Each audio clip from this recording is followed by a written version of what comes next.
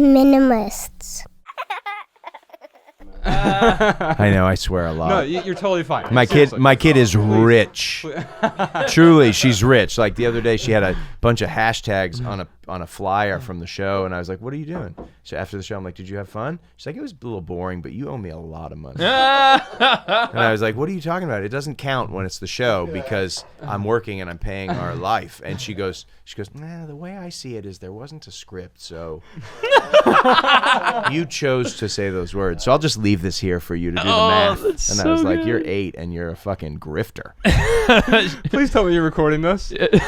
That's the perfect start for this next segment. She's like, "Dad, a fucking grifter. You owe me another 75 cents." I did that this morning. But here's the thing. I felt bad about it because I did it toward Ella because she was just being grouchy and weird this morning. And I look at Bex and I said, "She sure is fucking friendly." And like, so the second I said it, it's like one of those moments where I'm like, I want to bring those words back in. Like, why did I say that? And like, you mean you're not perfect, Josh?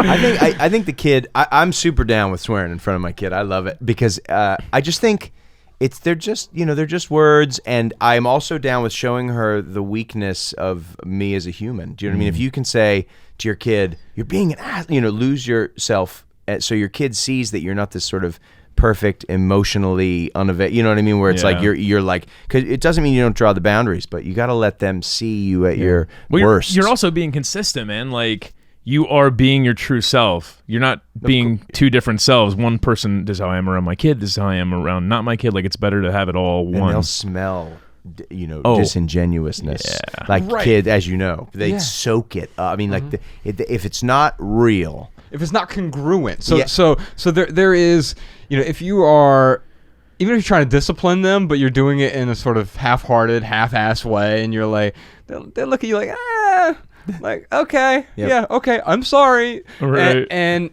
they realize, like, there's an intuition there that for whatever reason we place layers over, like there's like cellophane over it after a while, and all of a sudden we're not I'm thinking about this scene all of a sudden just popped in my head. You remember the movie Boiler Room? Do you remember this? It was about like Giovanni Ribisi was in it. It's funny. I used to love that movie because it's what made me want to be a sales like guy. Wall Street or something like that, right? Yeah, just like like Wall Street was another one. Like, I want to get into sales, but then like now I loathe it because I'm like, that fucking movie lied to me. Right. Yeah. And so there's this scene where the main character's having it out with his father, who's a judge, and his father's, the kid's, I don't know, 22, 23 years old, and his father's disciplining him, and he said, "Well, the son goes, I just wish we could have like a relationship."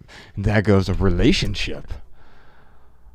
I'm not your fucking friend, Seth. I'm your father." Whoa. That's your mother's racket. And is that really the line? Yeah. Heavy. And there was this moment where, like, you realize, like, oh, that's also an identity thing. Where we were talking about identity a moment ago, and that gets wrapped up in our identity. Like, I am only the disciplinarian. Yeah. Whereas maybe it's also your role to enjoy your kids and for them to enjoy your relationship with them. And it's like, no wonder the things were so screwed up between the two of them. It took 22 years to get to this point of that's your mother's racket. Right. And I don't know, man. I think we kind of put ourselves in these boxes. And I don't know, how many kids do you have? I just have one very powerful kid. One very powerful barbarian child. She is the best. But yeah, no, what you're saying about identity is, if we talk about minimalism, we talk about weight, and we talk about things that we carry, right? Uh-huh. It's like when you carry your identity with you, this is who I am. That is just so much excess stuff to bring into a situation. It's so much easier to go into a situation fluid and be like, I'm dynamic. How am I gonna interact with this experience right now? Here we go. And we're handed so many identities, right? Like throughout, it's one of the first when you meet someone, the first thing they say is, "What do you do?" And it's easy to have an answer. You could say I'm a musician, Right. but you could also say I'm a father. You could say I'm a husband, or you could say I'm really passionate about writing, and people are going to be like, well, okay, well, what does that mean? Right. And because it starts to get unconventional, right? Control, like we talked about, it's control. Yeah. Everybody wants to put boxes together so that the world makes sense. And it's like, okay, so I know you're a kid. You have a kid. It's like I'm putting you. My brain wants to put you in a box so that I can categorize you, so that I can feel safe enough in this experience to know who everybody is, right? That I just stepped into. And you have to really kick against that because it's like, you are so much more dynamic than that. Not that I'm going to even find that out, but you put a bunch of rules down in the game, and all of a sudden you're limiting. It's like theater when you go up and you're doing improv, and someone says, "I got a spaceship." Like they say, "How'd you get here?" Got here in a spaceship. If the other person goes like, "There's no such thing as a spaceship," then all of a sudden it's like it stops the momentum. If somebody goes, "I love a spaceship. What color is it?" and they're like, "It's purple," and he's like, "Oh," and then this thing goes and it gets beautiful and big and crazy. But when somebody says, "There's no such thing as a spaceship," it's like, meow. And I feel like Andy Kaufman could have pulled that off. Like him doing improv would have just been him doing that. That was his whole thing. Right. Yes. But then, that's a weird thing too. Then that becomes part of his identity. And then when people change their identity, especially when we do it publicly, it gets. When I first left the corporate world, so Ryan and I, we had climbed the corporate ladder, living the American dream in Dayton, Ohio, and Dayton, Ohio, man. $100,000 goes a long way in Dayton, Ohio. I bet. Oh my gosh. And so we're sort of their middle managers, age 30, and had an impressive job title. I'm the director of operations for 150 retail stores, and like that, because it was printed on my business card. That's who I am as a person. When someone says, "What do you do?" they're actually asking you like, how do you earn money? And I'm going to approximate how much you make so I can compare you to me on the socioeconomic ladder. We don't posit the question that way because it sounds like a real jerk thing to say. So instead we say, "What do you do?" And then we can have this little tete-a-tete where you say, I here's the thing on my business card, and here's the thing on my business card, and there's nothing wrong with having the thing on the business card. The problem is when that is who we are as a person. And there's also nothing wrong with labels. We need labels. I can tell you this is a microphone, right? That's a label. I can tell you Ryan is a human being to the best of my knowledge, and that's a label. That'll tell you something. But when we continue to compartmentalize label, they become less useful. In fact, they start to impede the conversation in a way. Yeah. Well, I mean, certain labels will actually prevent a conversation from continuing. It's funny when people ask me, like, what do you do? First off, I don't really know how to answer that question because it's like we podcast, we do documentaries, we write books. There's so many different things. I usually just say, I love to snowboard. What do you love to do? Yeah. And like it's a completely different conversation rather than, oh, I'm a documentarian. Right. Yeah. Oh, really? What documentaries have you done that I know? I mean, it's like, it just creates a completely different conversation, and it is a closed conversation. We're going to talk a bit about Matt Nathanson's upbeat sadness. But first, I got an article here. Let's read some more about Les. I got this from the Huffington Post, and the writer, her name is Maria Rodale, and it's called 21 Ways to Deal with Sadness. The first sentence is interesting because she says depression gets a lot of press and attention these days, but sadness is a different thing. And I just want to point that out early on. Like, there's a difference between being sad and being clinically depressed. Of course. Yeah. However, in our society, I think we've often conflated the two, where any negative emotion, all of a sudden it means I'm depressed. Right. I'm not feeling good today means I must be depressed. No, there is a big difference between clinical depression and feeling sad. And so in this article, she said she wrote it basically to help her deal with her own sadness. I think that's kind of a meta there, right? Like it's to be able to deal with sadness, I'm going to write about the sadness, but I think that helps. In fact, it's one of the first things she says. Like, the first thing that she says is, here's the first thing you can do. You can cry. And I think for some people that can be, I mean, with any of these things, this is all simple advice. It's not necessarily easy. For me, crying is one of the hardest things to do. Yeah. It's relieving though. I mean, like, sometimes it's nice to have a good cry. I am a king of crying. Yeah, it's not like I don't go to Facebook and post like I just had a big cry. Right. Don't ask. Right. Look at me. Don't look at me. Right. Yeah, I think Well, crying you're the king is. of crying. I love it. I cry so much from like gratitude. I cry so much from like I'll just feel moved by something. I spend my entire life looking to be moved. So I'll listen to music, I'll read books, I'll interact with people, and I just want the feeling that you get.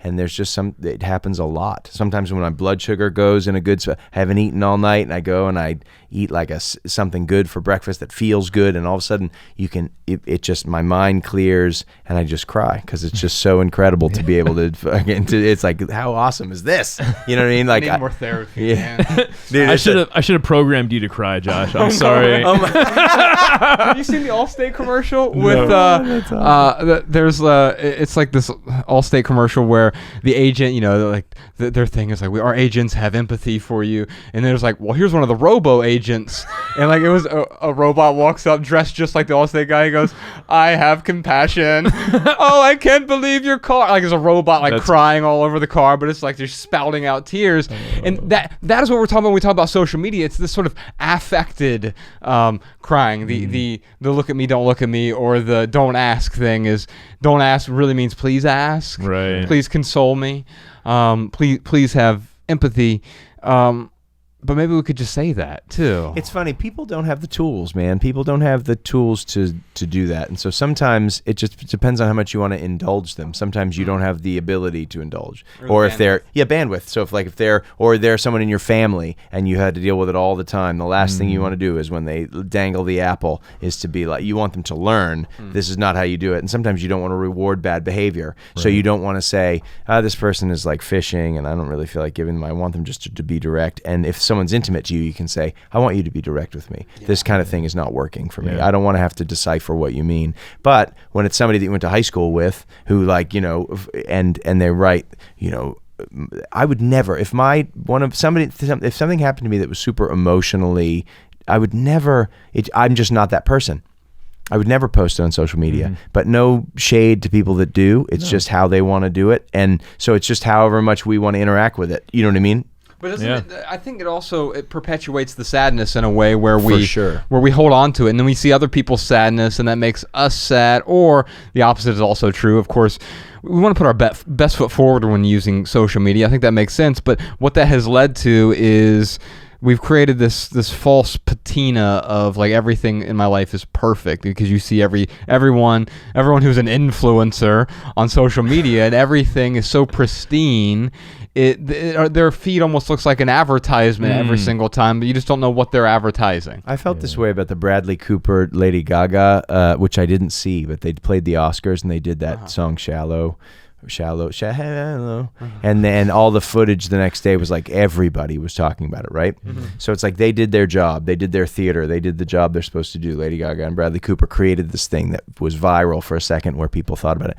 But I also thought part of me was like, man, it's just too bad that as a culture we go to these things and we hold this up on a pedestal in a way that it's some sort of ideal. Like someone had written, I wish that someone looked at me the way I wish that I could have, I wish that I wish, and I wish. And I was like, well, that's definitely somebody taking the theater and looking at it in with their lens, which is a lens of unempowerment and a lens of feeling like less than. And it's like, and it's too bad, because it could have just been this experience of like Lady Gaga, like I see it and I'm like, wow, Lady Gaga and Bradley Cooper. I saw the picture and I was like, looks like they did their job. Do you know what I mean? Like they sold the shit out of that song to those. And the bummer is that people can't critically think. They might not have the bandwidth. They might not have the ability. They might not have the tools. And so instead of saying, those two people did their jobs really well on stage and I'm feeling something awesome, instead they start to see where they're deficient based on two completely fictional human beings. Comparisons on, it's like you just, and this is the part that's such a disappointment. Social media is so awesome on a certain level. And then on another level, like anything, I wish that people wouldn't abuse the power of it in terms of, this is a long story, but I feel like humans can't handle power most of the time. They can't handle literal power and actual power in a situation. It corrupts them. And they also can't handle sex and guns and God and money and, you know what I mean? It's like we can't, technology, this idea. Their own forms of power, which you're... And they're also amazing when you use them correctly for yourself. When you use them where they're filling you up, the phone is the best because you can be like, dude, I'm lost, or I need a restaurant and I'm in Dayton, Ohio, and I'm not Tie from nine. here. Go to tie 9. Let's go. Best tie in the country. But really? Seriously, Oh, dude, I'm so in. We've had Thai food in 40 states. in many countries. Yeah, and And it including tie Thailand. dye. Yeah, I was in Tie nine. Bangkok. Oh, I Nine. thought you said tie dye. I was like, they need a new name, I that's think. terrible. Thai nine. I literally was in Bangkok. Could not find Thai food better than what they have in Dayton, Oh my Ohio, God, man. yes. Yeah. Next time you're there, man, I definitely will check it out. definitely go. But So anyway, good. Yeah. but that's it. Like all this stuff is great. Like watching Lady Gaga and Bradley Cooper fake love each other Right. is super awesome because we get to sort of like be swept up in the theater of it. But people aren't able to then say, this is just theater. My life, how do I want some of this in my own life. I'm going to try and actualize this. Instead, they say, I don't have that, and I wish I had that. And I'm going to find, but they never do. They just more of beating themselves down. It's more of like, I go to kickboxing 21 days a week. Why? I'm not lazy. Why aren't I good enough? Yes. And I think when we're saying why aren't I good enough, it becomes a self-fulfilling prophecy. Totally. And why am I so stupid? What an idiot! Like, okay, I'm. That's not. None of these things are empowering. No. and they're in fact they're disempowering. And the game, P.S., as you know, the game doesn't want you to feel empowered, which Oh, is the right. part of it that if you can understand that, the game can be really fun. And sometimes I lose the thread of it. But like life, we live in a time where like social media and all this stuff does not want you to feel anything other than. And so the more you love yourself and the more you can feel like you are the center of your universe, the more that stuff is less important and can be used to its benefit as opposed to the detriment of, you know what I mean? Yeah. It's almost like social media creates this void that only they can fill. It's funny. We create the void. So it's the same thing when people say like, I want to impeach Donald Trump. Like, I don't want to get political on here, but Donald Trump is certainly not the problem. He is definitely not the solution, but he is definitely not the problem. Totally agree. The problem is on such a large level. It's a symptom of something much. We have a much deeper problem, Yes. right? Like an inequality and a feeling of your team and my team, and it's like he is the result of a much deeper problem. Yeah, Yes. there's sort of toxic tribalism in a way. Like there's good tribalism, like I'm rooting for the Utah Jazz to make the playoffs this year, or it's like, oh, you have a D next to your name, I hate your guts. Right. You're like, well, wait a minute. What does that? What does that mean? You know nothing about. Well, no, that says everything I need to know about you. Really? It's that box mechanism. You see a D and you're like, oh, snowflake. Like, oh, well, and like there's all these, or you see an R and you're like, oh, alt-right. Fascist. You're right, exactly. Well, and circling back to that question that woman had, it's about you. It's you live and you die by yourself. I'm married and I love my wife more than I love I've never known love until I met my wife, and even that took 15 years. And it's like we've been together a really long time. But the fact of the matter is that we live and we die alone, and the experiences that I have in my life are with her, and they're also without her. Like they are my experiences of our experience. And so if you think that somehow someone else is going to fill you up and going to make it right, it is an incorrect way to view the universe. You are the center of the fucking universe. You are it. And it's like when you interpret things, they're your interpretations. When my wife passes and I'm old and I'm talking to someone about it, I'm going to be telling that person what my experience with my wife was, not our experience. We have these individual experiences. And what's great is that we get to connect with people. I get to sit with you guys and we get to get heavy. That's a beautiful thing. But like you go away in your body and your experience, and you go away in yours, and we go off and we do our things. And once you realize that you are the center of the universe, and that this woman who's taking care of her father, it's like the father might be old, he might need help,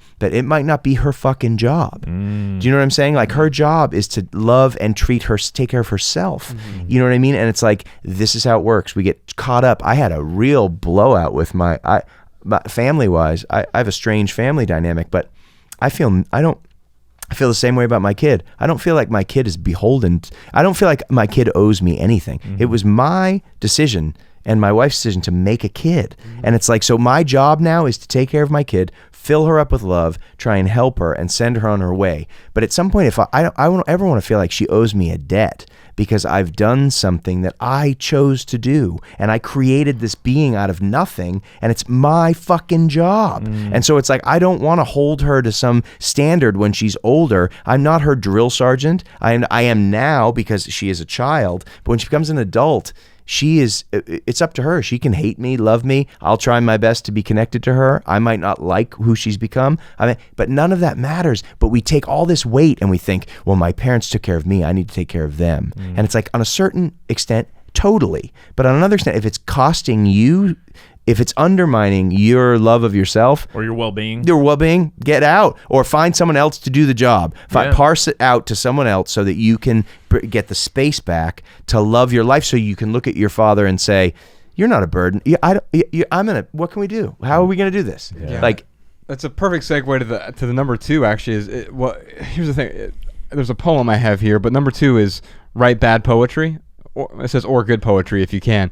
I guess like if you've never written poetry, then it's probably going to be bad at first. I'm as sad as a cat that lost its hat.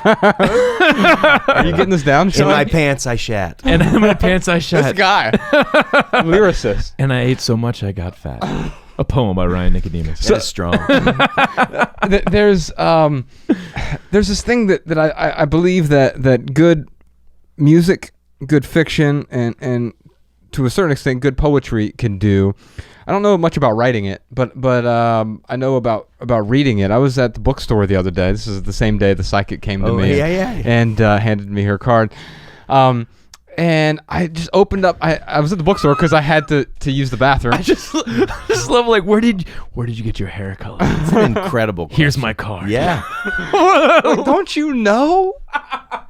This whole thing. Oh my God. Anyway, so I was at the bookstore because I had to use the bathroom, and so I just and the poetry books near the bathroom, and so I just opened up this. You didn't take it into the bathroom, did you? You did it. You're telling me you dropped a deuce in the bookstore and read the book? That is so strong, dude. That is a power move. Give me 5 for that. That is a George Costanza move. That's incredible. Thank you. I love that. There's a Indian Canadian poet. Her name's Rupi Kaur, and she wrote a book called The Sun and Her Flowers. And while I was standing near the bathroom, I just opened it up to a page, and this poem was there, and I have not been able to stop thinking about it. And I've had a dream about it every night for the last week. That rules. And maybe. So we have Matt here. Why don't you read this for us, Matt?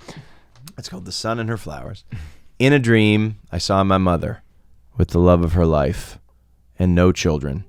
It was the happiest I'd ever seen her.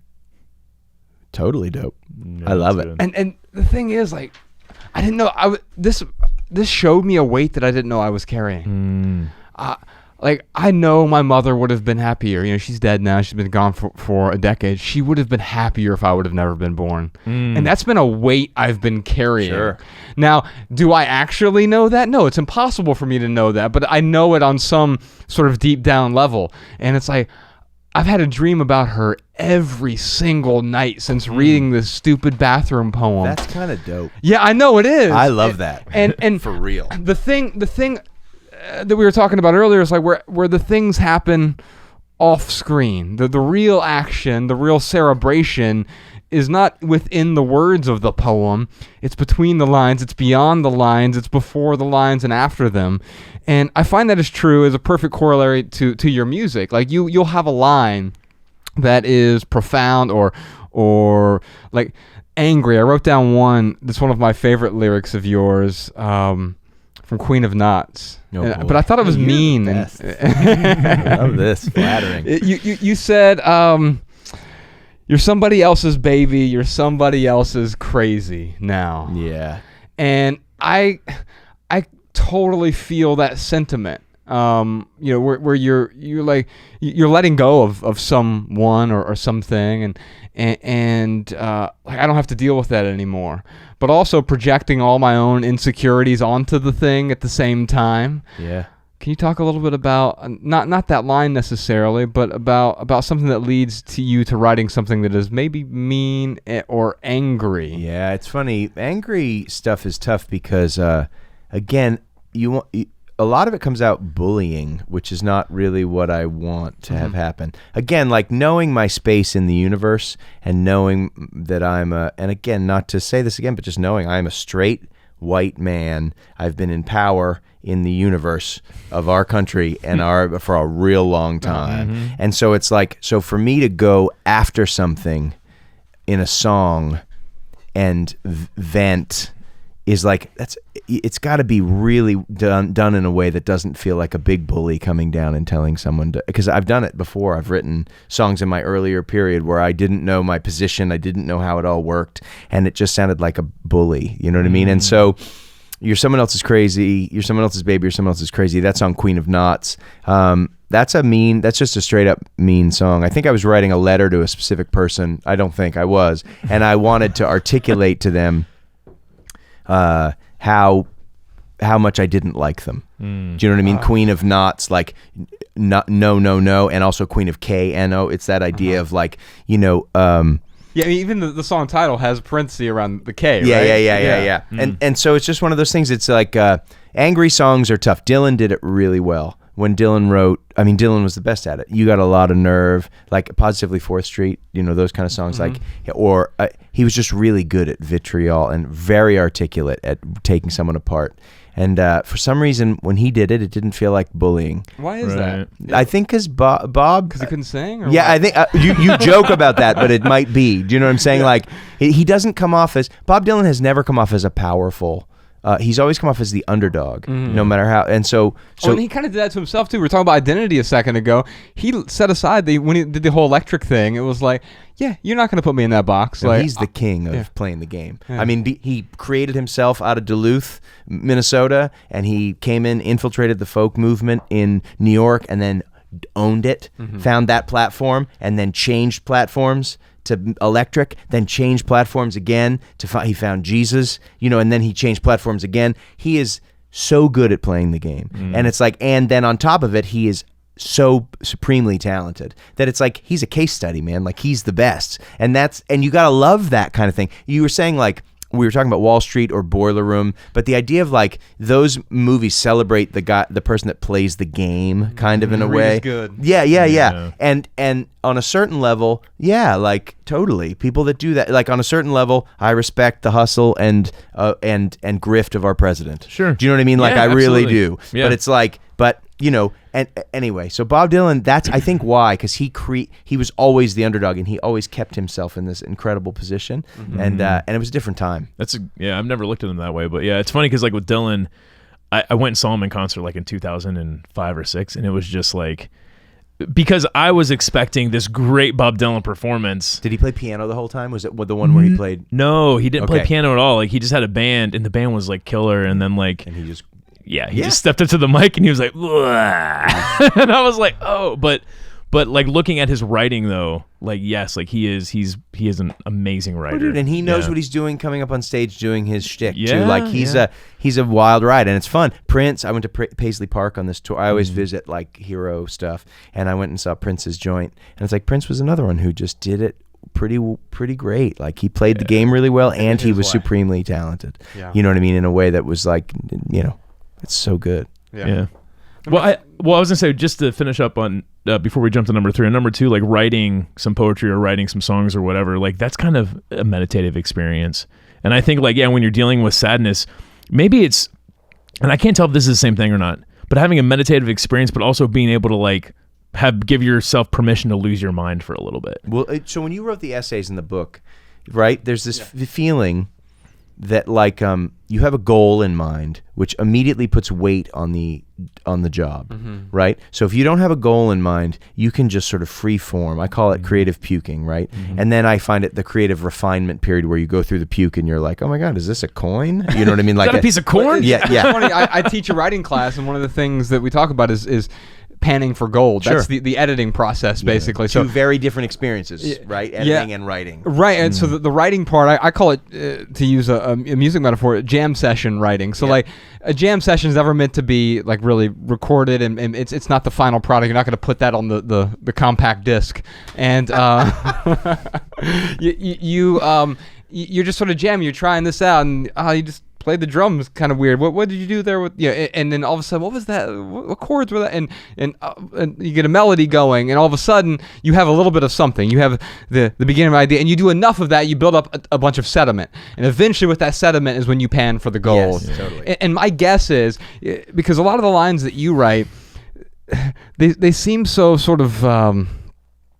They almost feel like throwaway lines because it seems so nonchalant. But I know through writing, like you've written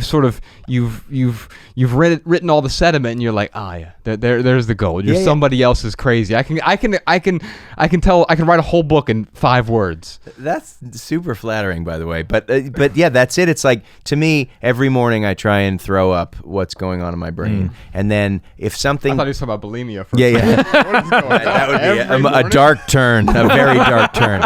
And then what I do is, as I'm writing and not paying any attention, if something pops up, I'll just circle it. And then later, when it comes time to assemble things to write songs, which is kind of a different experience, where I'll be like, hey, I'm going to go co-write. I'm going to bring a bunch of information to people. How do I do that? And I'll go through and I'll look at the circled things, and I'll be like, oh my God, Jaws ruined swimming and you ruined love. I was like, I got to take that line, and I don't even remember writing it. Do you know what I mean? And this is how it works. It's like you just try and puke out these things, and then if it rings something, you circle it, and then you go back and you're like, whoa, man, well done, whoever did that. And then you're like, that was me. Oh my God. Totally. There's a book that we wrote called Everything That Remains, and it's like my favorite thing we've ever done.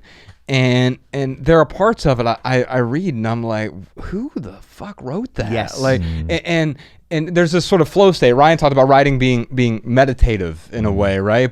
But to me, like, when you get into that flow state, it's like, it's the times when you don't want to put your head through the wall. Like, there's that when you're writing, but then there's the other times where you're like, everything is just buzzing. It just feels good. Yeah. You're riding the energy, and this is so hippie, but man, people can do this not creatively in that situation. They can do it in life.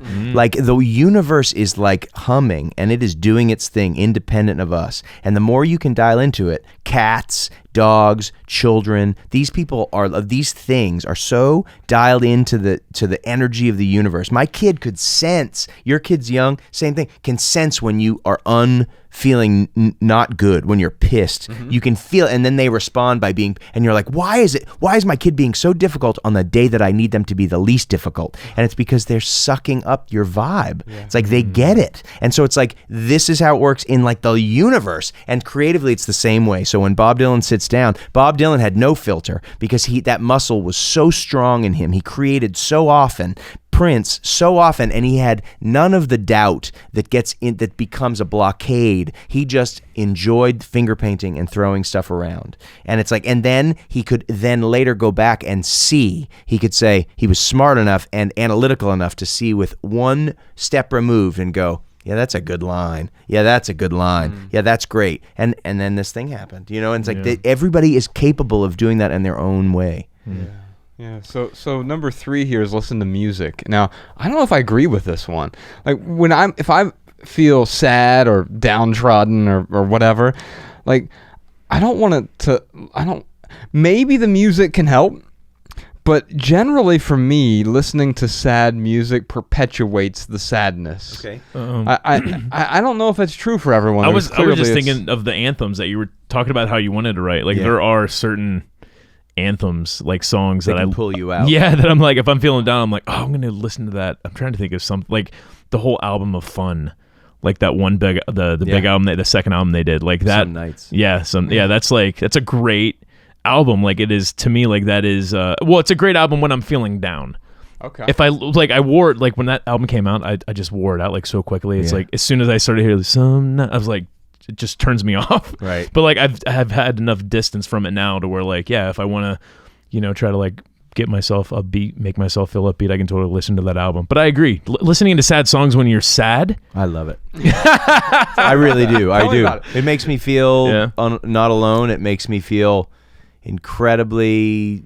It's like scratching the deepest itch. Like if I'm feeling super low, and I put something on that just articulates something in a very good way, like where I go, oh yeah, it just helps me. It just feels like I'm scratching the itch of being sad, or maybe like you're not alone. Maybe like that too. Like I feel like I've been understood, but at the same time, I feel like I am fully indulging in this experience, and it's like it is incredibly.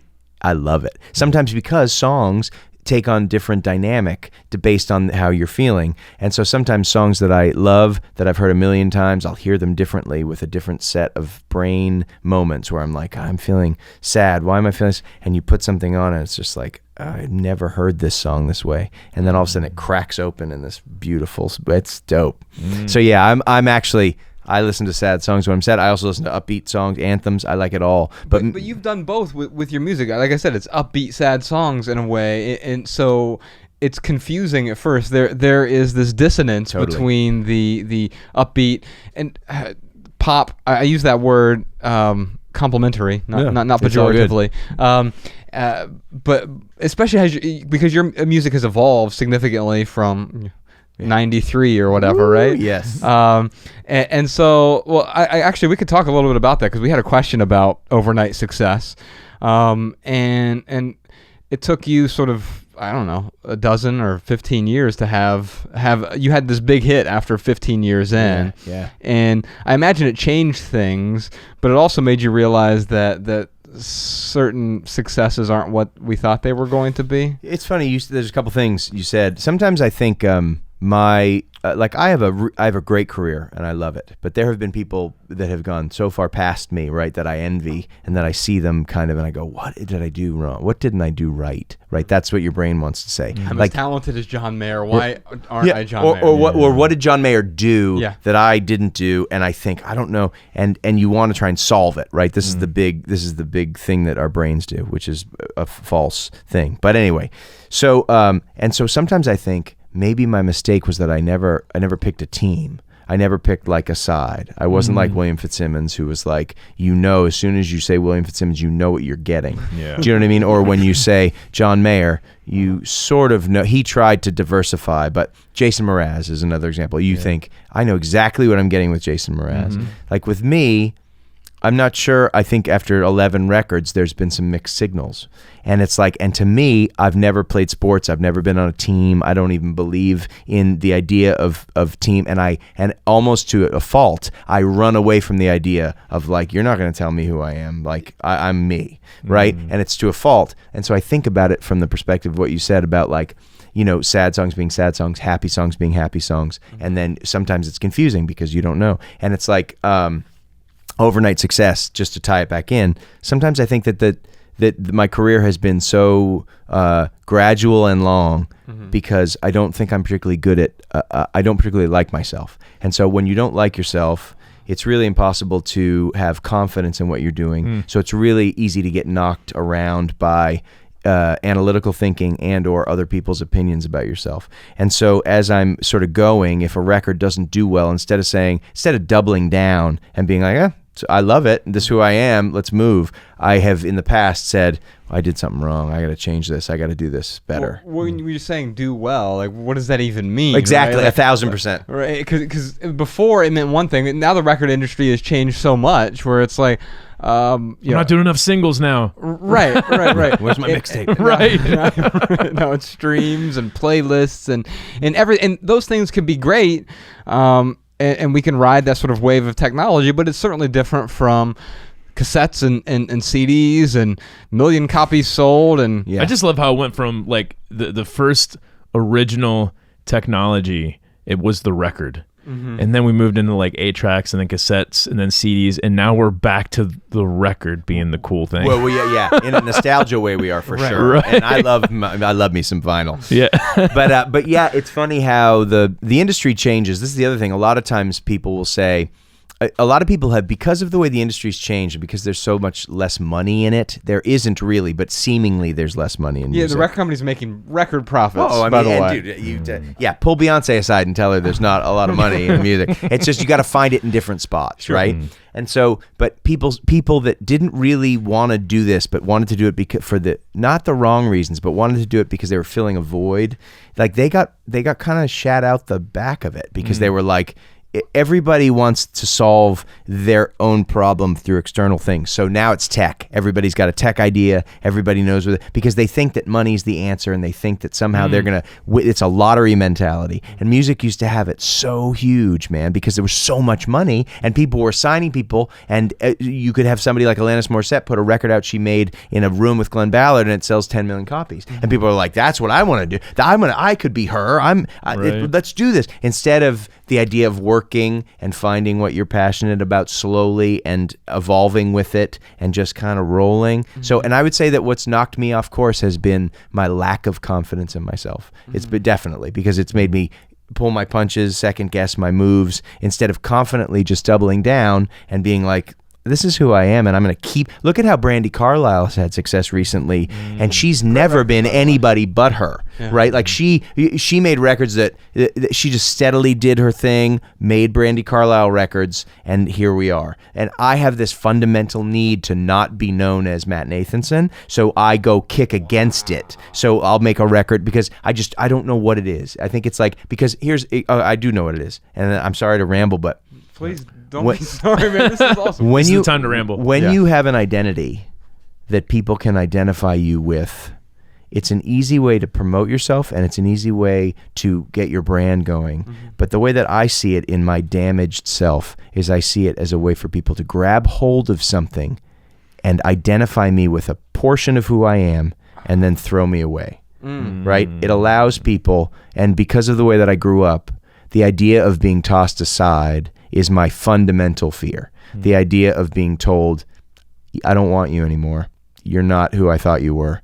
And so if I give them only one strong version of who I am and I edit out the rest of it, then they're going to easily be able to say to me, oh, Matt Nathanson, that he does this, and it's gone. And the irony of it is that by doing this thing that I think I'm becoming this sort of diverse person who I'm really limiting myself so much more. It's a fascinating thing, like the way the human brain creates its own problem that it thinks it's solving. It's awesome. I mean, it is the best.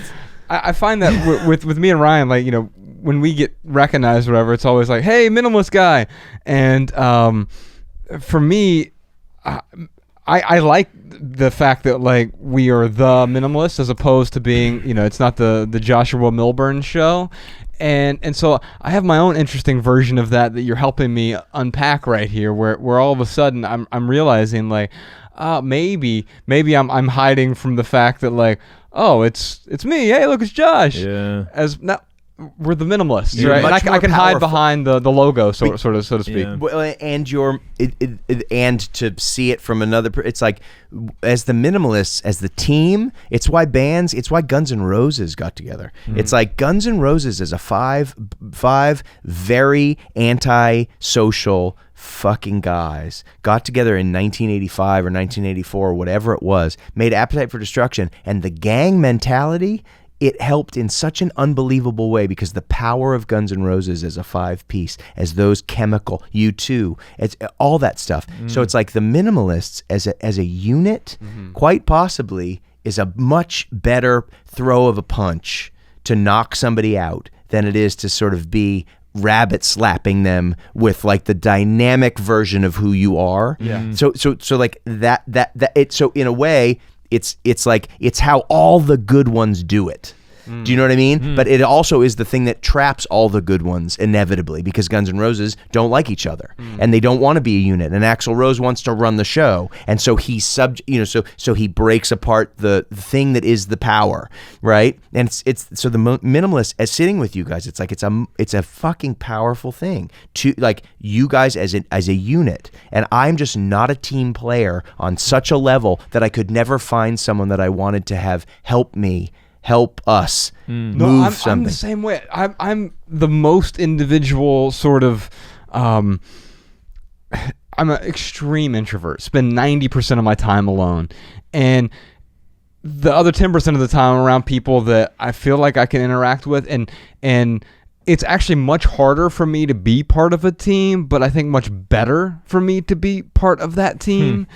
And thankfully, we don't have the Guns N' Roses thing. Like, Ryan and I really like each other. You're such an Axl Rose. Well, when we did what was it? New Yorker magazine said that Ryan looked like an aging metal guitarist. Best backhanded compliment I've ever received. That's a strong. I'm into that. I mean, we all want to be unique in some way. I mean, I think for me, like, the reason why I leaned into the minimalist thing was because I want people to look at me and be like, oh, this is what you're about. So I have the opposite desire where I want people to know who I am. I'm so much more than just like, hey, I am a minimalist and I don't have a lot of stuff in my house. Like, I'm so much more than that. But it is one thing that I feel totally cool with people making, because I can create a much bigger conversation than just the stuff that people have when it comes to minimalism. But you have a confidence that allows you to do that's confidence. Like, truly saying. Like that you are confident enough and you understand on some level that other people's interpretation of you is important, but it's not everything, right? Because you're able to present this thing to people that you know is just a small sliver of who you are, but you know the greater good of what it's going to result. I would not think of myself as a confident person, but I do see what you're saying. It's a confident move, like, for sure. You're one of the most confident people I know, but I think even with confident people, that you get behind and you get deep down, far enough deep down, we're all like insecure. Well, what's weird is, like, I feel comfortable at this table with these microphones and the cameras, but if it was just the three of us at lunch, like, I would wild. Isn't that weird, man? Like, my confidence would be so much less, like, on an intimate setting. I don't know why that is. I don't know. Man. So Ryan, he talked about earlier, he grew up Jehovah's Witness. So, like, think about this: every weekend for 5 hours, he had to go knock on people's door who he knew were going to tell him no repeatedly. Right. You know what my conversion rate was? It's either going to build your confidence or completely destroy you as a human being. Yes. One or the other. Or maybe both. I mean, that's unbelievable. Yeah. Do you know what I'm saying? Yeah, it's weird. Yeah. No, but it's an unbelievable foundational building situation. Do you know what I mean? Like, that you went into, and again, armchair psychologist over here, but it's like going into a situation that is like, at best, you're going to get such a slim percentage of people, and you did it. No, we're 0%. Right. 23 years, Zero's pretty slim, though. Yeah. It worked for Prince, by the way. Whoever got to his door, he became a Jehovah's Witness at a certain point. Well, but anyway, it's fascinating. Everybody's weird, broken fingerprint, it's like it creates different things. And mine is distrust of other humans and this feeling that, like, I'm by myself on this fucking island and I have to scrap for everything I can get.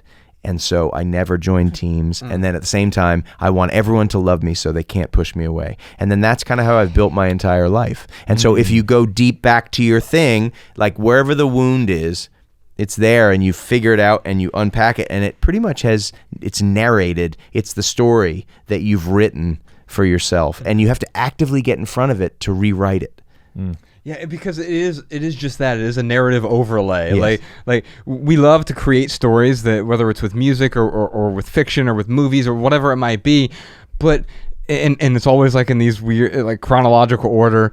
And here's our David Foster Wallace segment for today. The thing that I really loved about his books, it wasn't that. It was just like, when you look at a Picasso painting, it's looking at a 3D thing or a 4D thing from 2 dimensions. And I felt like David Foster Wallace's books were like that. You're like, this happened, and then this happened, and the end of the book is the first chapter, and you're like, and his very first novel ended mid-sentence, and, like, there's all this irresolvability, but it was much more like real life, where it's like, no, it wasn't. A happened, and then B followed, and then C happened. Nope. It was alphabet soup. Enjoy. Yeah. Chaos in book form is what it felt like. Yeah, and there's some sort of, like, extraordinary display through the chaos, but also, like, it's parts of life, much of life, almost all life is really banal, boring. Yeah, and being able to communicate that in a way that's also beautiful, because just because something's boring doesn't mean it's not beautiful. And you learn that through meditation. Like, there's this extraordinary experience and there's a banal experience, but they're both just happening to me, and I'm perceiving them however I want to perceive them. Now, I thought about something with you, Ryan. So maybe there was a weird freedom here. Matt, I'd love to hear what you think about this. So Ryan had to go door to door, And at some point, I don't know, 5 years in, you've had all these no's and there isn't a yes in sight. Maybe there's a weird freedom in that because you knew at some point, like, I'm never going to get a yes. Oh. It's like, I'm never going to have the diamond selling record, but maybe there's a freedom in that because now I'm no longer pursuing that thing. And I know with me and Ryan, I'm still like course correcting after a crash, so to speak. But like, we had a huge success with a documentary we put out on Netflix called Minimalism, and like, it was the biggest thing we'd ever done. I never anticipated that. And now it's like, it's easy to fall into, well, let's do part 2. Let's do it again. Let's do Some Mad Hope Volume 2. Of course. Right? I did. I thought Modern Love, the record after that, I'm like, and I was talking about this the other day. You think you get it. When you have success, or you at any point even, but you think like, I figured I it got out. it. Yeah. Oh my God. I can't believe this. And that is like such the Achilles heel of success, because it's like, success is not something you created. It's something that you channeled, right? Yeah. And so if you think that you somehow are the person that's driving the ship, then you're definitely not going to succeed the second time, because it's impossible, because it's about being wide open and honest and not carrying shit with you into the creative experience. It's about you being the conduit for whatever it is. And once you think you've got it on lock, you just by definition do not. Yeah. We often try to talk about having lowering your expectations, raising your standards. Yes. Because the expectation is, well, if the last record sold 1 million, I need this one to sell 2 million. Because what's better than platinum? Double platinum. and then all of a sudden it's like, well, how do I create double platinum? Yeah. As opposed to like, what's my standard? Like, how do I write a really good line? How do I write a melody for you? Or what does a great chapter look like? How am I going to add value to people's lives? Like, that's a high standard. And because here's the thing, like the John Mayer thing, your music, it does for many people what John Mayer's music does for those people, right? Or what Dylan did, or whomever, right? And then Brandy Carlisle does for my wife. Like my wife's like, it's her favorite artist in the world, right? Right. And so I've been to a bunch of her concerts as a result, and it's been great. It's like, it's brought me into the fold as well. And what I've learned through all of this is like, man, instead of having an expectation going into the creative process, why not just want to create something that I'm going to be happy with, obviously, but also that's going to add value to other people. I think you need both. Yeah, I think what I always ask myself is like, what do I want to communicate? Because if it was like, oh, we want to do minimalism part 2, like that says nothing to what I want to communicate. Right. That just is me trying to replicate success. Yep. Yeah. Right. And the other thing is the idea that it's kind of gone, but it was this idea. No, but I was just thinking about it. I was like, it's about any weight. Minimalism, what I think is so great about what you do is like, on a certain level, there is this idea of paring down things, right? Which is how everybody sees it in us. And then you go deeper into this idea, which is, how do you not carry weight with you, right? How do you walk the world with a lightness and a freedom? And entitlement and expectations are like the biggest. You might as well put a backpack full of bricks on. The biggest anchors, man. You're dragging it forward. You shouldn't drag anything forward, and you shouldn't anticipate anything that's going to happen. Absolutely. Because it's like I might walk out of here, if I don't have the best time I can have here with you guys by being as present as I can be, if I'm thinking about the show tonight and anxiety about it, I might walk out of here, slip, get hit by a bus, and die. And then what did I do with the last 2 hours of my life? I fretted about something I never even got to do. Right? Yeah, it's exactly. Or if I drag expectation or entitlement into a current situation with somebody, it's just weight, and it's just you're seeding the experience, and it's like, just, you can't do it. Yeah. I'm gonna read a few more of these here. Number 4 said, get dressed. Yeah, I mean, I can see I get pretty sad if I look at myself naked in the mirror.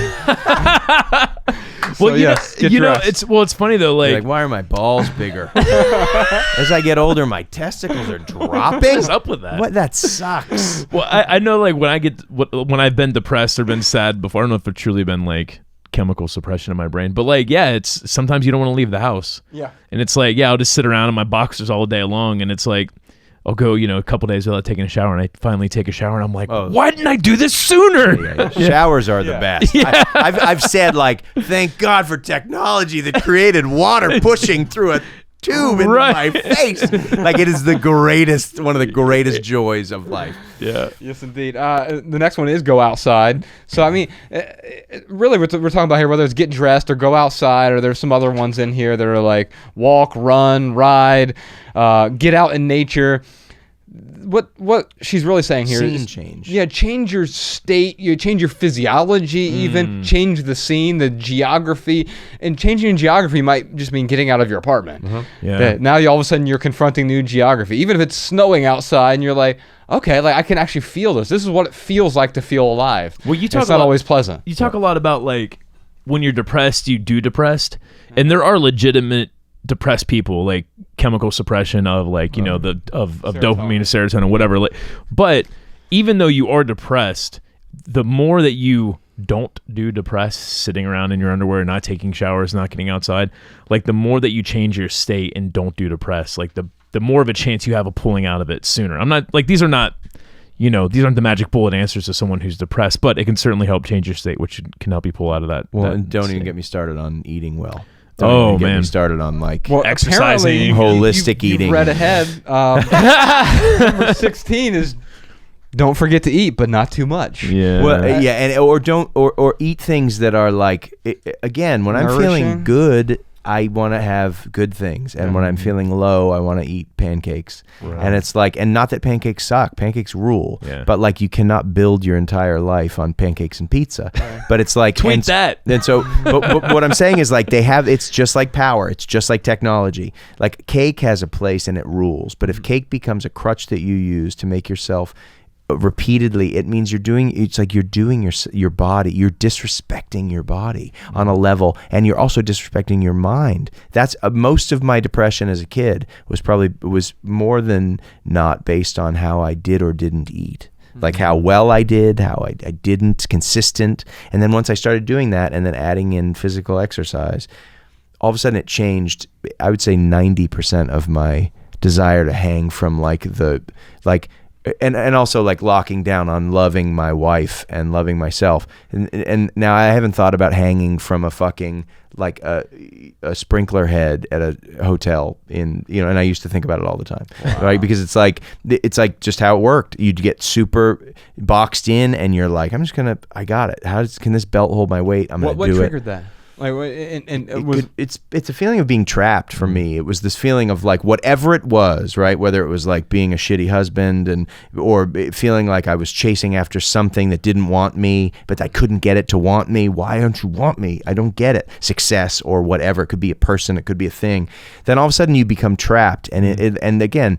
And in being trapped, you're like, well, how can I exert control over the situation? Well, I can just fucking do this. That's the way. Despair says something sort of about the future, right? We're sad because of what's happened in the past, whether it's recent past, far back past, and despair is like, well, I don't feel like I can change this. Yes. I'm trapped. I'm going to drag this forward with me, and this is my identity, and I'm never going to emerge. And it's a real thing, man. Your brain when your brain hates you, when your brain revolts, it's impossible to fix it. That's why changing your scenery, that's why getting up and moving your body, all that stuff, it dislodges you from the non-reality that your brain has created that tells you whatever it is that it tells you. And again, not when you're clinically depressed, when your brain is broken, and it's a much different thing, but in a situation like that. Yeah.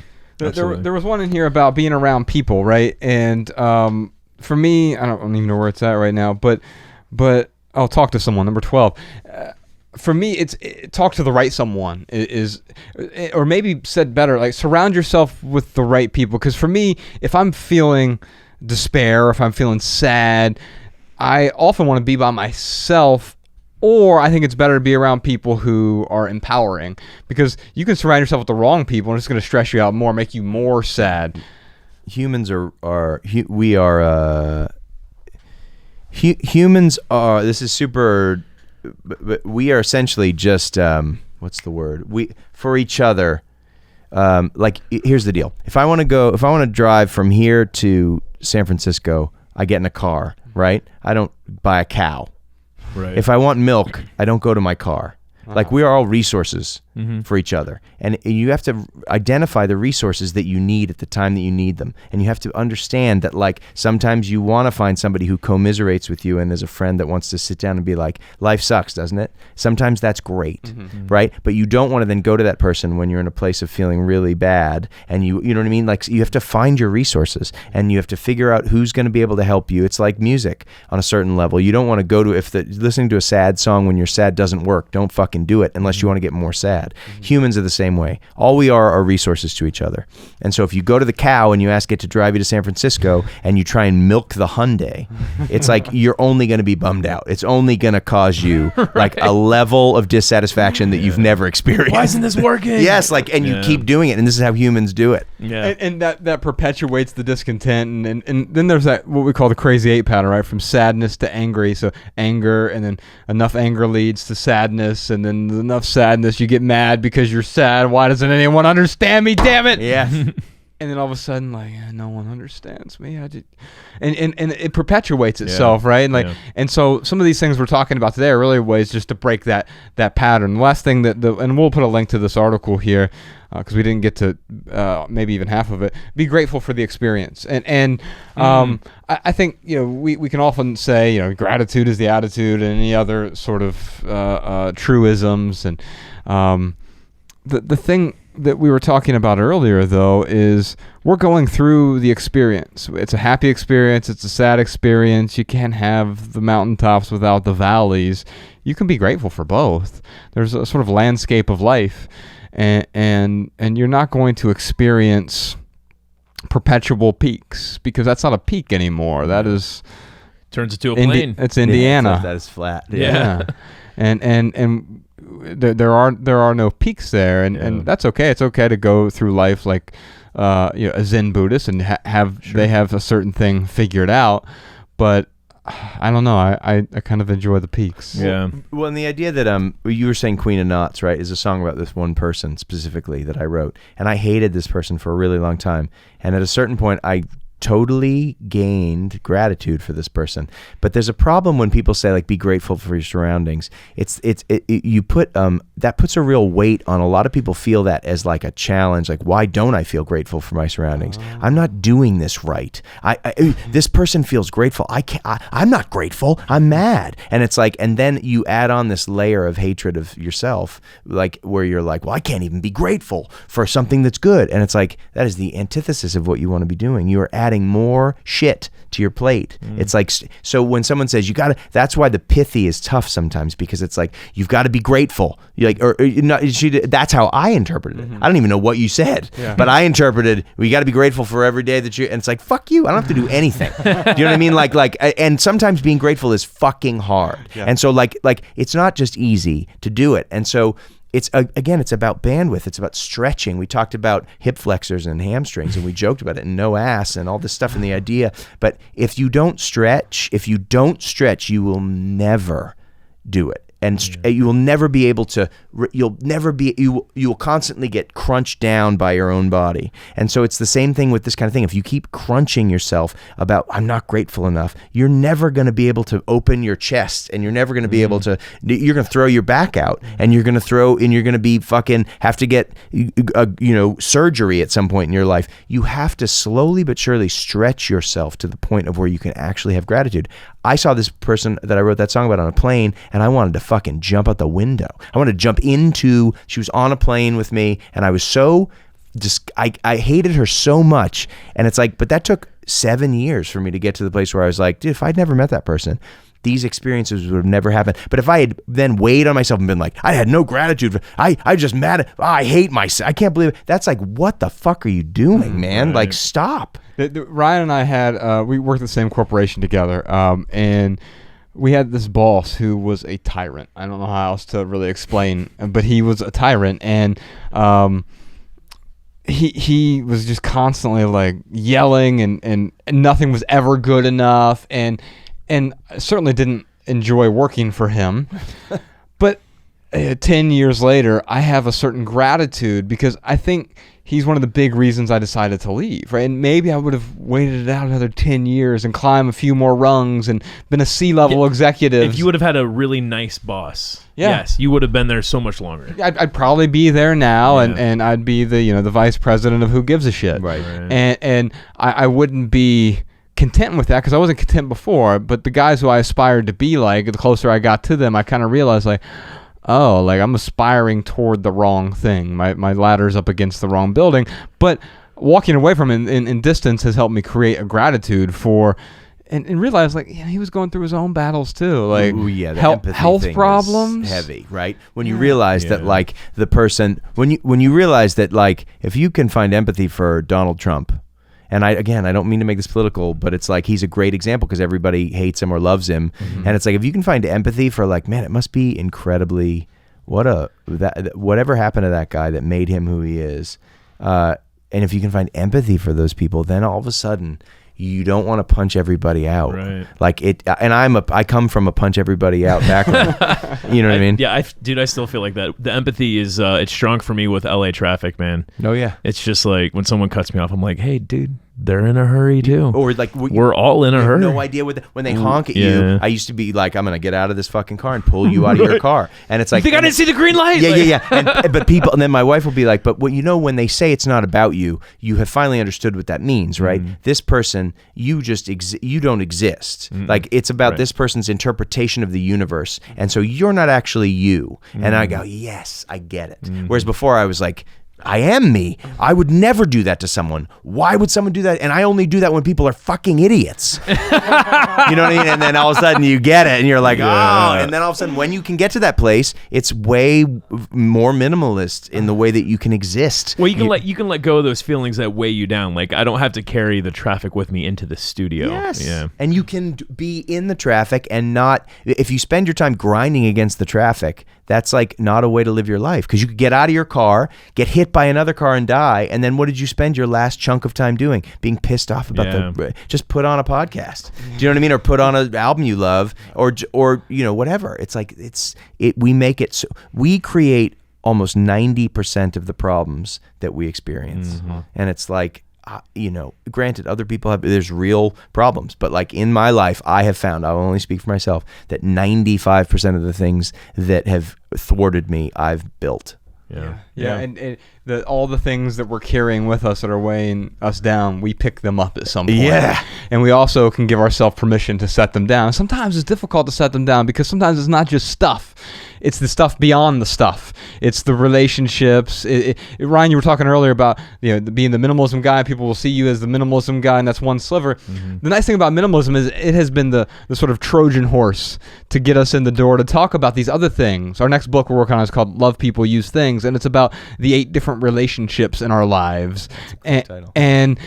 And really, relationships aren't just people. That's one type of relationship, but we have a relationship with technology, we have a relationship with money, we have a relationship with our values, and they all just sort of get co-mingled together in this box that we put together, and then we cover it up with a bunch of stuff in our lives, right? And so I think with minimalism, the thing is it starts with the stuff, and so we could talk about that, but we start dealing with this external clutter, then we look inward and say, oh, there's some psychological clutter, there's some mental clutter, spiritual clutter, emotional clutter, this internal clutter that's going on here, and we can start by having that Trojan horse of minimalism. And I think with you, the Trojan horse has been music in a way, because I look at you as a writer who happens to be a really talented musician, and so for you, the way that you, instead of publishing books or whatever, not that you're not capable of that, you found the medium that works best for you, and so you're able to sneak in a way, sort of not relationship advice, but observations in a way that are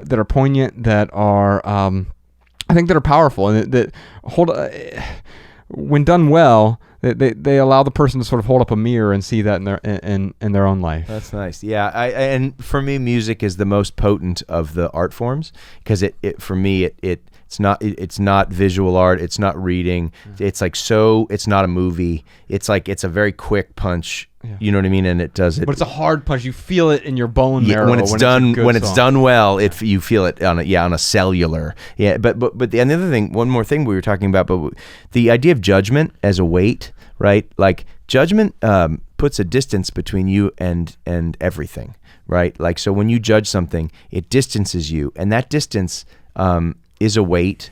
And this is the thing that I think I struggle with the most is how do I not judge not only myself, which is where it starts, but how do I not judge other people for doing and living their lives in ways that I wouldn't? Or like when I see somebody be hypocritical, or when I see someone not treat their body well, or when I see so what I'm trying to do is in life is trying to get rid of that weight of like my judgments against myself and then against other people, because it's bringing so much.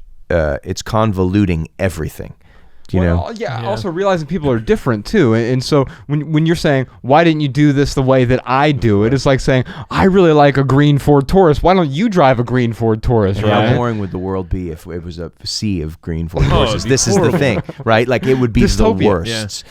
Yeah, what's the line about judgment? Judgment is but a mirror that reflects the insecurities of the person who's doing the judging. Yeah, so like when I judge someone, it's really about me thinking like if I was that person and I was doing that, I would really feel shitty about myself. How come they don't feel shitty about themselves? It's an endless sea of judgment out there if you let it be. Oh, it's crazy. Well, let's talk about a few more things here. We have some questions. We have this question from Tina from Patreon. Tina says, can you discuss how you personally get out of your funk when you're dealing with despair, loss, and sadness? Well, we talked about the 21 ways to deal with sadness. Are there any rituals or habits that you have in your life where you're like, okay, I'm feeling sad today for whatever reason? Go for a walk for sure. Yeah, get in nature. Yeah. I totally agree with that. We have a big hill behind our house, a park in San Francisco, and I'll just like get up, get as much as I don't want to do it, and just get moving and get my blood pumping and walk up and not exercise per se, but just like moving my body. It changes. But it's funny, so you don't even give it the label, even though it is exercising. You're like, I don't want to give it that label because to me, exercise is going out and kickboxing for 21 days or whatever. There's a lot of weight attached to the idea of exercising. Right.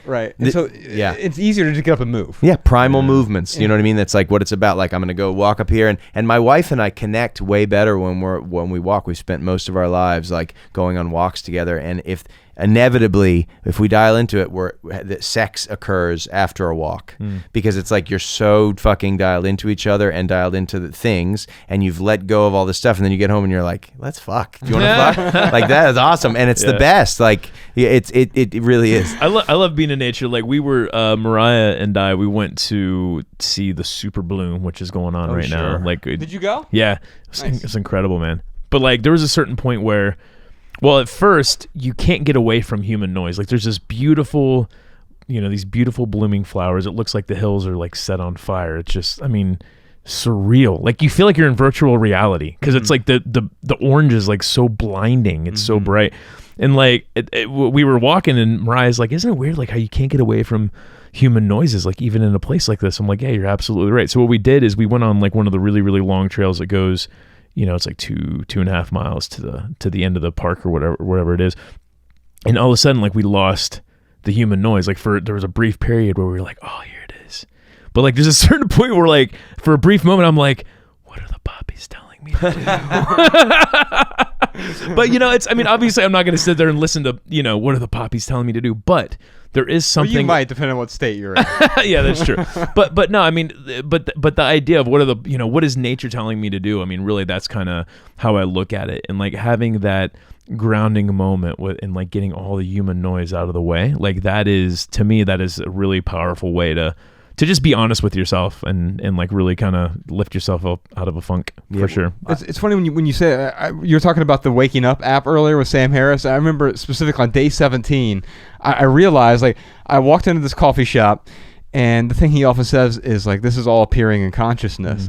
But like, I actually felt it, like not the language behind it, but the actual feeling. Like I was in this coffee shop just seated there, and everything was appearing at once. The sounds, the feel, the warmth of the coffee, everything was just appearing in consciousness.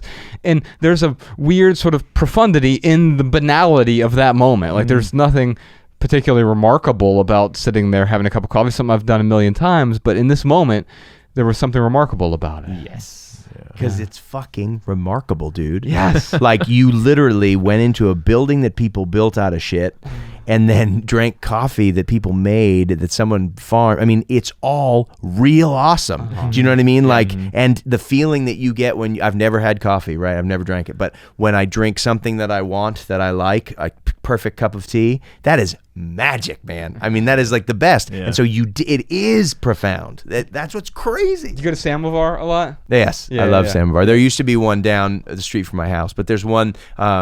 The one that was in the Castro. Yeah. Yeah. Okay. Yeah, that's it. We Jesse, the owner. He's in our documentary. We actually did a few interviews at Samovar there. He's like him and like Leo Babauta, like they're just people who like you get around and you can't help but like to relax. I dig those kind of it's just, I really do. You can be so stressed out and it's like you get around them and you're like, I have to relax right now. They're like exuding melatonin or something. Right. Dude, and I always say they don't sweat. When people like that, like I love when I feel like, sometimes I resent them greatly. But like when you see someone at the airport in those sort ones of, he writes songs about. Yeah. When you see someone in flowing, things, kind of pulling their thing and just taking in everything. And there's something so serene, and it feels like they don't ever ramp up to the desperation level, which is impossible. Again, it's my fantasy creating something on top of them. Right. But it's really like, what's the root of it is, man, I wanna live my life enjoying my life. Yeah. You know what I mean? Yeah. I want to enjoy that cup of tea or coffee or whatever. Or that sadness. I want to enjoy my sadness. Yeah. Like, I want to fucking feel it. Like, and then I want to move through it. And then I want to, it's like, it's like constipation of the soul. You know what I mean? It's like, how great is it when when you sit down and you have to shit and there's a toilet and you sit down and you shit and you wipe and it's barely anything there. You get up and you're like, I love life. You feel like you're dialed into like the universe. Like, you can edit this out, but it is like one of the greatest feelings of all time, because you're like, I needed to do something. I did it. I feel free from that. It's gone. And I just flushed it. And it literally, I didn't have to do it in the street. I didn't have to do it in the woods. Someone created a thing that I can sit on that gets it and takes it out. We went to this in our neighborhood. There's a sewage plant, and we did like a tour, my daughter and I and my wife, because it's so fascinating that like they've created this infrastructure that makes our life so easy. And it's like, how rad is that? You know what I mean? Like, and we get to benefit from it 3 times a day if we're doing it right. But you see, so your daughter sees that, right? Everything is remarkable to the younger kids, and as we get older, it becomes less and less remarkable. I mean, when Ella was 3, like everything was like such a surprise, and so many questions and inquisitive. And I don't know that. I mean, maybe part of it is this sort of industrial system we've set up with the school system and everything that makes people raise your hand and wait till you're called on, and if you're fidgety, we prescribe medication for that, and so it's somewhat programmed out of us. But also, like, we don't care being wrong when we're 3. We're wrong about everything, and it doesn't matter. But at some point, especially in the high school years, like you don't want to feel like you're wrong about anything. Well, you get banged shut. That's the thing. You get banged shut. Like you start with such a wide swath, and you're like, everything is real cool. And that's the key to having a kid, is you try for as long as you can to stop them from being banged shut by the universe, by life, not by the universe, actually, by the structure of life. You try very hard to be like, you know what? Like, I know that those clothes feel uncomfortable, and so let's find some that aren't. Or, hey, let's do this move that's going to help you figure out how to wear your clothes and not lose your mind, right? Or, I know that you don't like that food. Let's find something. How are we going to do that? And so that, like, and then you help them help themselves, so that they can create habits that then allow them to deal with the uncertainty of it all, because it is wide open and uncertain. And we don't have any control. Yeah, embracing the uncertainty too is like, I think that's one of the magical powers I have. Dude, this might circle back to your thing, because that's a gift, man. I would kill to be that way. Yeah, it's like, it's a very what is it? Pavlov's the hierarchy needs. Yeah, not Maslin. Yeah, Maslin. Pavlov. No. Who is it again? So it's Maslow's hierarchy. Yeah, yes. Maslow's. Like one of them is uncertainty, and like that is definitely like high up on my list. Like having Well, I think uncertainty leads to variety too. So if you can handle the tumult of uncertainty, that's like a superpower. Well, I think there's something to be said about curious adults because it's not that common, right? And so I see someone like Ryan who's able to deal with. In fact, I remember back in the corporate world, he was able to deal really well in in fact, he did best in stressful situations. It's kind of like Michael Jordan. There's 3 minutes left. We're down by 11. Don't worry, I got this. Yeah. And Ryan, number one sales manager in the company, and but it would always be like the last 3 days of the month. Up until then, he was like in the bottom third, and he's like, "Don't worry, guys, got this," and just go in and do whatever he had to do. And I'm the exact opposite. I'm like pre-planning, and as long as the first 7 days of the month are good, then yes. I can coast from here. And there's this yin and yang thing that goes on, but curiosity as an adult leads to that sort of that childlike variety that you get. You did a podcast with Pete Holmes, which I loved that conversation. So much fun. It was so good. Dude, Sean, I just started watching Crashing. Okay. It's an unbelievable show, he's man. the best. So good. Sorry. And the thing I like about him is he's so curious, and I can tell it's probably not something that comes natural to him, which gives me hope, because what he realized he had, and he was like you, growing up very religious, and he felt like the curiosity was sort of stamped out of him. They slammed the door on him, and then when he sort of started to unravel from that, he started asking these questions. I think that's why I like Crashing. It's because it shows him letting go of these fundamental Christian things that he has grown up with, and he's like, and it's chaos. For yeah, him. That show right. is a lot of chaos. Because I can relate with that feeling of you want to let go, you let go, but you're like, oh, should I let go? You're flinching to that when you let go, because you're letting go of the certainty, the whatever template you were given, whether it is religion or a political party. You're like, here's your certainty. Yes. If you just believe this, then you're going to illusion of certainty. It is absolutely that. It is an illusion, and once you get past the illusion, you start asking these questions. And what I like about Pete is he is curious, but I don't think it comes natural to him. But in a weird way, it does, because it comes natural to all of us. We were all curious at one point, and then we just have to be curious again. That's where you find that variety, you find that uncertainty, and you can learn to live with that uncertainty. Yeah, man. I have found just along the religious lines of being raised to believe God was the creator, there was Adam and Eve, and this is the story. And Satan tried to tempt Eve. Now Satan has his own playground because he tempted. I mean, it's this is a story I was told. And thinking anything else, it's uncomfortable. Yeah. But as soon as I embraced that discomfort of, you know what, I'm going to just toy with, what if this actually didn't happen? It's one of the most freeing feelings in the world, allowing yourself to toy with these very uncomfortable thoughts. And I think it works on both sides too. Some of the happiest or most content Christians I know are also the people who toy with those thoughts as well. Right. They come up with a different conclusion from what maybe you came up with, but they got there in a way that was a bit more rigorous than, well, here are the beliefs I have to believe, and I better not question these because I built a house of cards. Right. No, it's steel manning your sort of argument so that it becomes, you feel better about the argument or not the argument, but you feel better about your beliefs, essentially. Yeah. Let's see, we got a couple more questions here. J Dubs from Twitter says, at what age did you stop comparing yourself to your mentors and heroes in order for you to be happy with who you are? Do you ever stop? I don't ever stop comparison. It's a comparison is really frustrating, and I haven't stopped, but I'm definitely shedding that as I get older. That's what happens in the 40s. That I did never subscribe to the idea that the 20s had a certain thing and the 30s had a certain thing and the 40s. But at least for me, the 40s have really led to I really am caring less and less about other people, and that I'm really only striving to better something than what I did already. Do you know what I mean? I want my next record to be better because I want it to be better than the last record I made, as opposed to I want it to be better because this is success. Those people do that. So it's a forever. I think it's always going to be there. I mean, for me, it's how I deal with those feelings of comparison. So instead of envying someone's picture on the beach in Australia or something, I might say to myself, oh, that's cool. I hope one day I can be able to do that.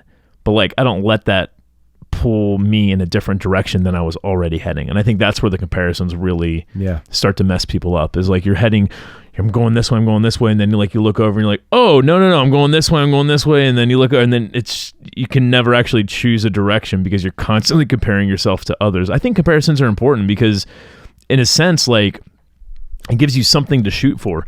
You know, the person going through the airport who is just like, life is just pinging off of them and they're enjoying every single moment and taking it all in, and all the bad stuff is just, being deflected. Like, yeah, that's a fantasy, but I mean, it's not horrible to like shoot for that. It's not horrible to aim for that. But it's also only coming from you. Right. So it's the same thing of like when you're driving in traffic and you're pissed at somebody because you think they're an idiot. That's coming from you. It's the same thing. It's like that person is a mirror for the thing that it's just like what your partner is. They give you a reflection back of what it is that you actually want. So when you see someone and you project on them this experience, you say to yourself, well, that person doesn't actually matter in this situation. What matters is like, apparently I want an ease of use in my life that I have not given myself. How do I go about getting that? I want to not sweat my way through the fucking airport. I like that, man. It feels like, and that's what's so great about other humans, but what also makes them inconsequential, because that woman could have been anyone. Right. Do you know what I mean? It's like, it's me. I'm telling my story, and I'm using people as either to hate myself, love myself, or grow. Yeah. And it's like, well, dude, when you start to compare yourself, you can ask that deeper question of like, why am I comparing myself? What is it about this person that I want, and why do I want that? And when you start, the why is so important too, because we often think, like, before we turned all the mics on and stuff, we were talking about like doing shows at Bogart's, and it's like Ryan was like, I was as a kid, my first concert. Yeah, I saw Bogart's. It was Everlast opening up for Sugar Ray, which I went there to see Everlast and had no idea that Sugar Ray is actually a freaking awesome performer. Like Mark McGrath is one of the best. Did an amazing show. I was like, oh, like this is why Everlast is opening up for it. I mean, but anyway, it's like, watching that concert and thinking like, maybe one day I'll be up on the Bogart stage.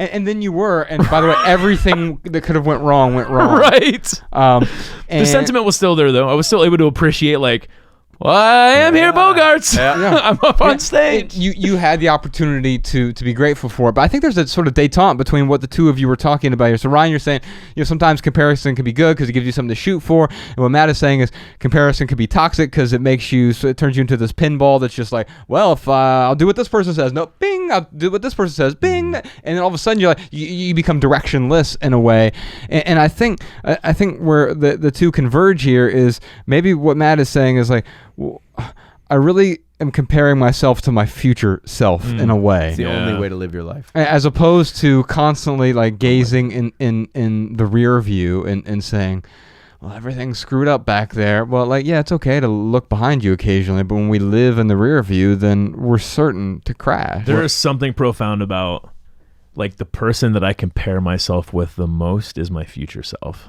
Like that's good, man.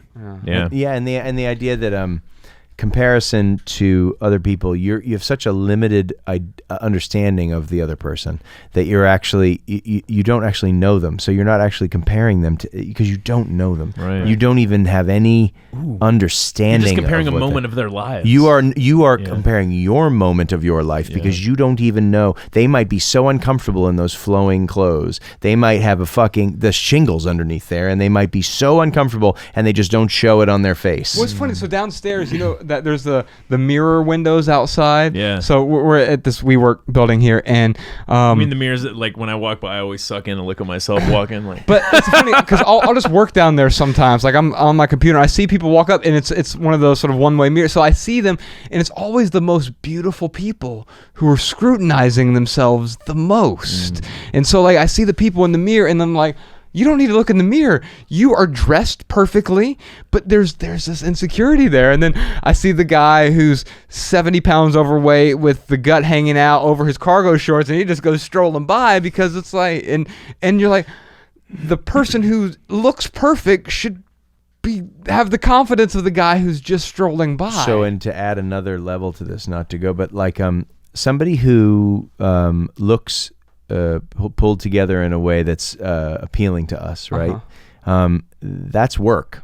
And so of course they're going to walk by and they're going to survey their work. They focused on that, right? So they're going to walk by, look, and be like, hey, how did I do? What else can I fix here? Is this job? Just like we would if I'm a songwriter and I want to, or whatever. And so all it is that they've put the emphasis on that as something that's important to them, and that's one of the reasons they look so good, right? Is one of the reasons that they look so good is that they focus on looking good. That's the priority. And so of course they're going to be the ones that look in the mirror because they're checking their how are we doing this? Is this good? I got this. And that's why they look that way. I used to think people just magically woke up and looked amazing, and then social media has taught me that like beautiful people work real hard at being beautiful. Right, but if you're not paying attention, it has taught you that beautiful people just wake up this way. Of course. Right. Dude, I mean, the delusion of waking up next to somebody in perfect white sheets with the light coming through in Los Angeles and their like hair gets pulled up it's like whatever your thing is, it's like it meant that you can find that and you can think, I don't have that. Why don't I have that? Because at my house, I got to fucking wash the sheets every week. Yeah, at my house, I have cat hair on everything. Do you know what I mean? And then I start to think to myself, God damn, I don't have the thing where we wake up and we pull the sheets off and then we get and have breakfast and the plate looks a certain way and it's like, yeah, you know what? I don't want to do that. Actually, I just want to love the plate I have and the cat that shit on my rug, and I'm gonna live my life here and I'm gonna find that here. Yeah. We read an article a few weeks back, and it was about like this girl who lived like all the ads from Instagram for a week. So like she did this as a journalist. So it was this journalism experiment where she had the Allbirds shoes and she had the Brooklinen sheets, and like what she realized, like as she Instagramized her life, basically, it became more stressful because then the threshold for perfection continues to increase. You don't reach that perfection, and then you're like, well, I figured it out. I love looking at vintage cars on the internet. I love it. I love looking at vintage cars, and I love looking at vintage guitars. It's like my two favorite things to do. I don't want to own a vintage car because then I'm going to be bummed out when someone knocks into it. Then I'm going to be bummed out when I spill something inside of it. I just want to look at the fucking car and be psyched. And then I want to get in my Toyota Camry that's 9 years old, which sometimes bums me out, but then I can clean it, and it's like we have to buy a new car. And I talked to my therapist about this idea. I was like, "Why? I'm going to go home and after this tour, I just want to buy a new car. Like my car's old. We need it at some point, and it's like, and I just want to buy a new car. What's wrong with me?" And he goes, "Well, that's pretty much you're telling yourself that you need to be refreshed, and you're trying to do it externally. Really, how can you find that refreshed? How can you refresh yourself without having to go about buying something new sneakers, a new car, something that's clean, starting from zero? How can you not? Because I don't want new sneakers. I don't want a new car. I don't want more shit. And so it's like, how do I figure out how to refresh myself without going out and purchasing something that makes me feel refreshed? Because it's incredibly validating to do. Yeah. You know what I mean? But it isn't. It's a false thing. So it's like, it's fascinating. In fact, it just adds to the anxiety. It adds to the stress, because then you get the thing and it's fine, but then my car's new, but why don't I feel new? Well, no, but after a while, somebody bumps your car at the supermarket, or it doesn't look as good as it's a forever curve of like, God, someone bumped my car, and once you let that go, and you're just like, and no flies on people who can afford to buy a vintage car and have it cleaned and buffed, and I love it. Like, oh my God, count me in. I still wouldn't do it if I had millions of dollars, but I love and respect people who do. No. My anxiety would be through, like you're saying, my anxiety would be through the roof if I had to care for anything external. Yeah, and like for that. Me, 89 Range Rover, like I look at those and it's a beautiful piece of art. The thing that minimalism has helped me do is it's helped me appreciate that without needing to consume it myself. Because I've seen a couple here in Los Angeles, and they do them up real nice, but I also know they're probably leaking oil all over the place, and like and the upkeep on it has to be ridiculous. I can get my Toyota and I'm like, oh, okay, the Bluetooth works. Dude, and now it's a hybrid. I can drive it without, like, I love it. But that's totally it. It's like it gets me from A to B, and then I can get to B and get out, and I haven't spent more money than I have to buy this thing that's just taking me from A to B. I'm not, you know what I mean? It's just like it's doing its job. I take the bus in San Francisco all the time. It's so much easier. I took the bus in Chicago the other day. It's just like, it's about paring down instead of ramping up. Like all that. That's why this is such a great podcast. It's like having a boat. Like, I love wakeboarding, but even if I had millions of dollars, I still would not have a boat. Oh, dude, Like- this was something that Pip said on Howard Stern, which is very crude, but I love it. And my wife loves to quote it to me. He said, if it floats or fucks or flies, I rent it. That was her favorite thing to say. That's pretty And I'm funny. just like, dude, that's dark and amazing. You seem to have a lot of fun at your concerts, man. I've seen you live a few times, and like, I know part of it that it can't be always fun all the time, but there's like maybe the times I've seen you, you get into this flow state and you really enjoy it. You are a performer. Yeah. I feel like again, you found the right medium for you, which was music, but then live performance, like you're almost a stand-up comic in a way. Yeah. And you have a lot of fun with that. Why? Because I can't. First of all, it must come naturally to me to be, as an introverted extrovert, it comes naturally to me to perform on a certain level for a certain period of time. So I really enjoy it. But the other part of it is like, I don't want to do something that doesn't feel genuine to me. I just can't. Yeah. I have I'm diametrically opposed to doing something that isn't genuinely me.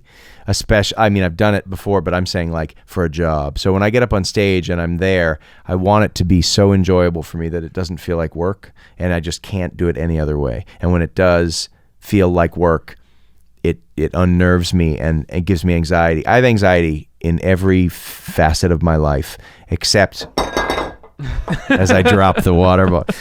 Except when I get on stage. Like, if I do it right, I get on stage and I feel like, I got this. This is cool. Let's do this. What are you doing? Hey, great. I'm going to play a song. I'm going to tell you a funny story. Like, that is one of the only places where I don't get anxious. In a way, would it be far more anxious for you if you showed up and those 1,000 people weren't there to see you, but you just had to mingle with them?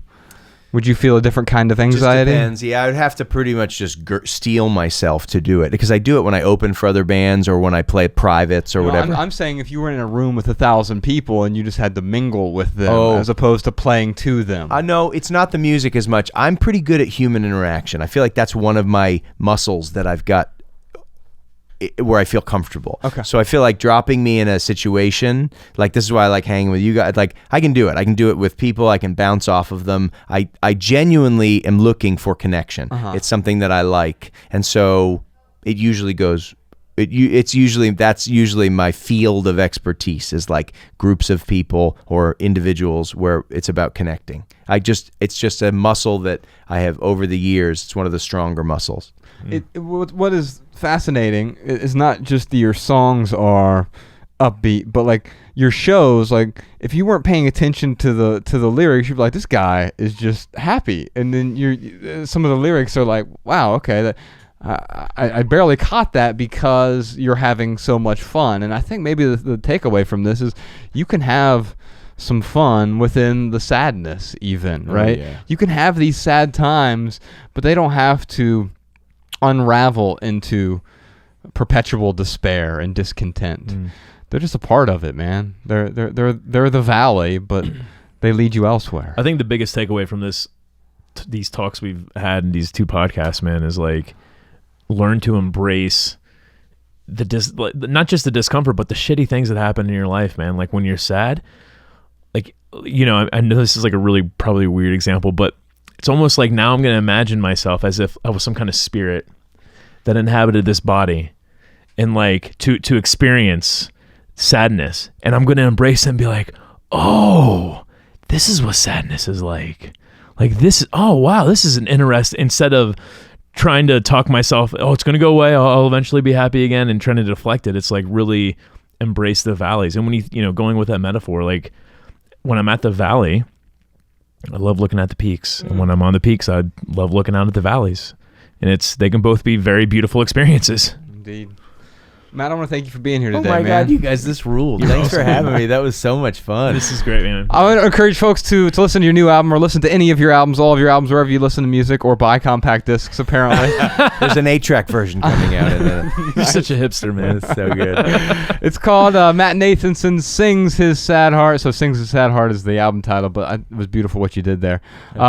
And it's beautiful music. I think you're doing something meaningful with what you've created, man. You continue to make meaningful music. music, and I'm grateful for that. I'm grateful for what you do, and I want to acknowledge you for that. So thank you so much for being here, brother. I You're appreciate awesome, man. it. Thanks for having me. You guys rule. Should we Likewise. play them out with the song from the new album? If you had to pick one, what would you pick? I mean, I'd play Used to Be or Long Distance Runner, maybe. You pick of the All right, two. let's do Long Distance Runner. I love Used to Be. Used to Be as my favorite line from the album. I have a PhD in the way it used to be. Yeah. That speaks to actually. So I guess we'll play them out with that one because that speaks to like the living in the rear view, the PhD and the way it used to be, man. Like something you do not want. no. And so if we can avoid that, I think that is a necessary thing. But it's too easy to keep looking in the rear view because that's where comfort is, and it's uncomfortable going where you're going or where you aspire to be. So Matt, thank you for being here. We'll play you out with that. And all right, that's it, y'all. Love people, use things. We'll see you next time. See ya. The Minimalists.